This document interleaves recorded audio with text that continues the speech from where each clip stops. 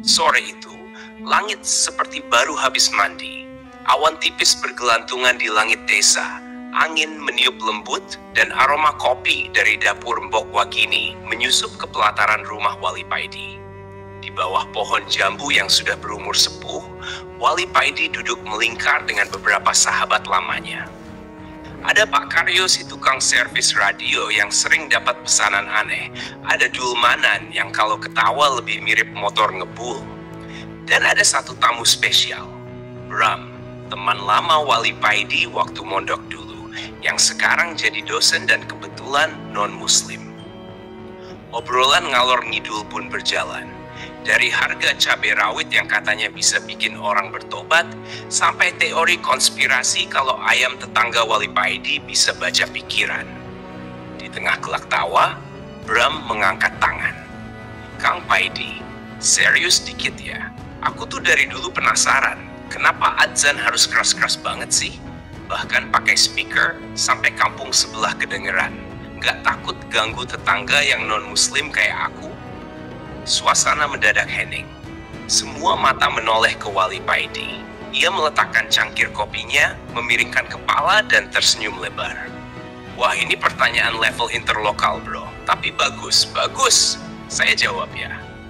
Gini, adzan itu panggilan.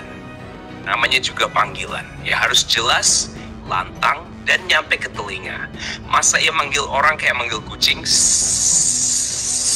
Nanti yang datang malah tuyul. Semua tertawa, termasuk Bram. Tapi kan, lanjut Bram, nggak semua orang yang dengar itu muslim. Lawong kalau aku lagi tidur siang, kadang kaget dengar azan. Wali Paidi mengangguk. Betul, tapi coba bayangin kita di bandara. Kamu duduk tenang nunggu pesawat. Ada pengumuman, penumpang pesawat tujuan Jakarta harap segera boarding. Suaranya keras kan? Dan kamu tahu itu bukan pesawatmu. Kamu marah? Enggak sih. Nah, adzan juga begitu. Ini panggilan bro. Panggilan boarding ke langit. Yang merasa punya tiket. Maksudnya yang muslim, ya siap-siap. Yang enggak, cukup dengarkan aja. Mungkin suatu saat tertarik beli tiket juga. Suasana pecah. Pak Karyo sampai sempat nyeletuk. Saya kemarin hampir ketinggalan pesawat, Kang. Gara-gara ngantri bakso. Bram tertawa, tapi masih penasaran. Oke, logis.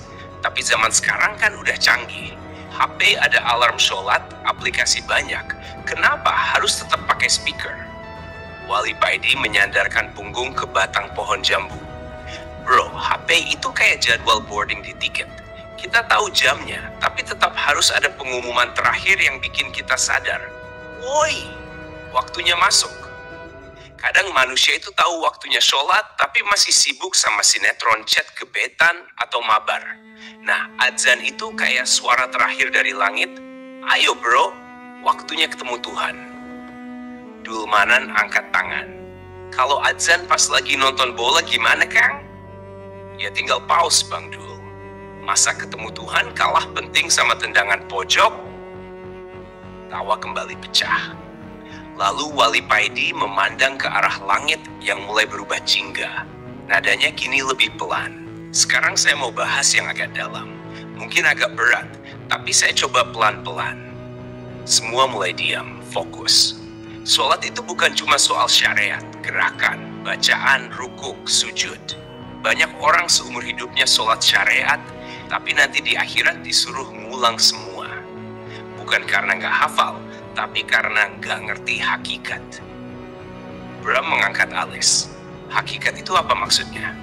Gini, hakikat itu sholat dengan hati. Batin kita ingat Allah. Karena Allah bilang sendiri, wa aqimi sholata lidzikri. Dirikan sholat untuk mengingatku. Kalau kita sholat tapi pikiran ke tukang kredit, ke cicilan motor, ke nasi goreng boknah, ya itu bukan sholat yang ingat Allah. Dan itu bro, ancamannya neraka. Pak Karyo nyeletuk lagi. Berarti selama ini saya seringnya sholat ke warung, bukan ke Allah. Semua ketawa, tapi ada hening di baliknya. Makanya, lanjut Wali Paidi, selagi di dunia, latih sholat yang benar. Lahirnya jalanin syariat, gerakan, rukun bacaan. Batinnya sambungkan ke Allah. Kalau itu terjadi, dari badan kita keluar cahaya. Bukan sinar mata kucing, tapi cahaya yang mencegah kejahatan. Bram mulai serius. Kalau orang cuma sholat syariat, manfaatnya apa? Bisa memperbaiki lahir. Orang jadi sopan, nutup aurat, nggak suka maksiat. Tapi dosa batin masih bisa jalan. Iri, dengki, sombong, susah sabar, nggak ridho sama takdir. Nah, kalau udah bisa sholat hakikat, baru batin ikut bersih. Jadi utuh lahir batin. Pak Karyo gumam. Pantesan orang-orang yang sholat bener itu wajahnya adem. Wali Paidi tersenyum, lalu menutup dengan ayat. Jadikanlah sabar dan sholat sebagai penolongmu.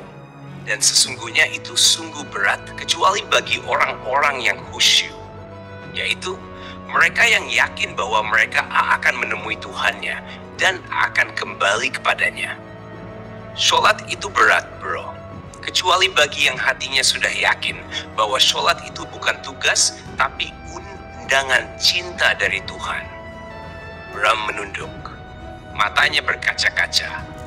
Super, I got it, bro. Wali Paidi tertawa lalu menepuk bahu sahabatnya. Alhamdulillah. Tapi ingat, jangan masuk masjid sambil nunggu boarding pesawat ya. Itu bisa ketinggalan dua-duanya. Tawa pun pecah lagi, dan sore itu ditutup dengan kopi yang sudah tinggal ampas. Tapi percakapannya justru baru mulai mengisi jiwa.